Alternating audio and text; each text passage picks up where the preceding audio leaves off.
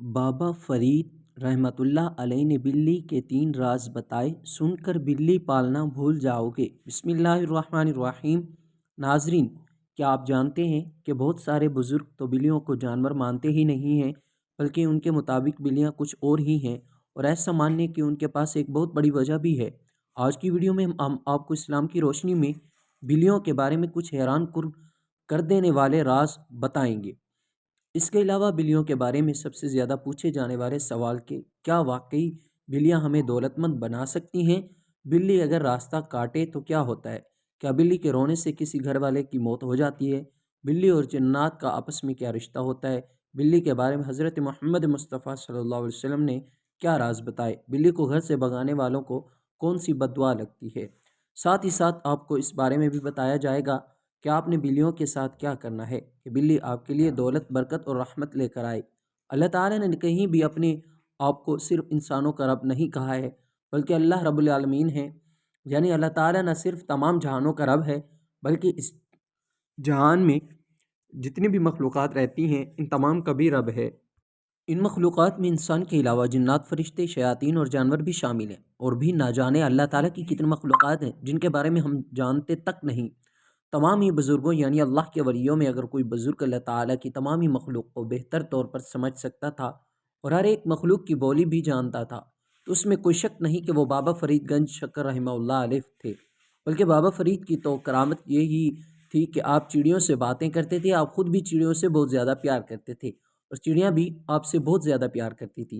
लेकिन बाबा फ़रीद सिर्फ चिड़ियों से ही नहीं, बल्कि अल्लाह ताला की जितनी भी दूसरी मखलूक़ात हैं, जिनमें बिल्लियाँ भी शामिल हैं, न सिर्फ उनकी बातें ही समझ सकते थे, बल्कि उनसे बातचीत भी कर सकते थे। बाबा फ़रीद की रूटीन हुआ करती थी कि सुबह उठने के बाद सबसे पहले आप चिड़ियों को दाना डालते, जिसके बाद बहुत सारी चिड़ियाँ आपके आसपास जमा हो जाया करती थीं। अब नाज़रीन, बिल्ली क्योंकि एक शिकारी जानवर है, तो बहुत सारी चिड़ियों को एक साथ देखने के बाद बिल्लियाँ भी वहाँ आ जाया करती थी, और अक्सर बिल्लियाँ चिड़ियों पर हमला करके चिड़ियों को पकड़ कर खाने की कोशिश करती थी।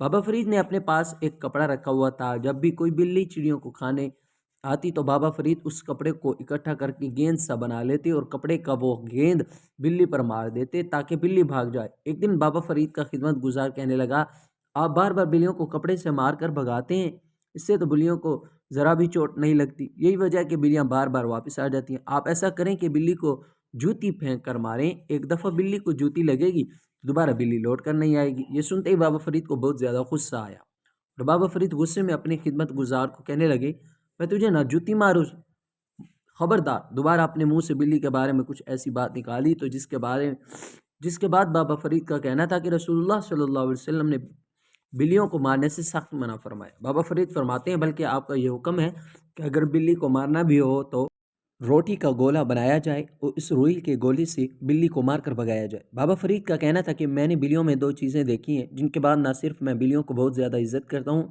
बल्कि उनसे डरता भी हूँ। बाबा फरीद का कहना था कि बिल्ली के अंदर जो पहली चीज़ पाई जाती है कि अल्लाह ताला बिल्ली की दुआ इतनी जल्दी कबूल करता है जितनी हर साल हज करने रात दिन अल्लाह ताला की इबादत करने वाले की भी नहीं करता।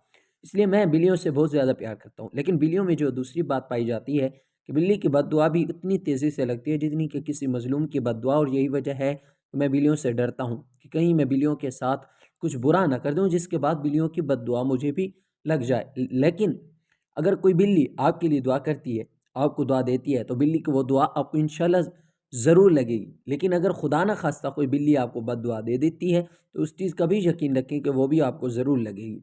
एक और जगह बाबा फरीद का बिल्लियों के बारे में कहना था, यानी मैं बहुत बार बिल्लियों की शक्ल में जिन्नात को देखा है, लेकिन बिल्लियों की शक्ल में जो ज़्यादातर घूम फिर रहे होते हैं वो अच्छे और नेक जिन्नात होते हैं, जो इंसानों के लिए बिल्कुल भी बुरे नहीं होते।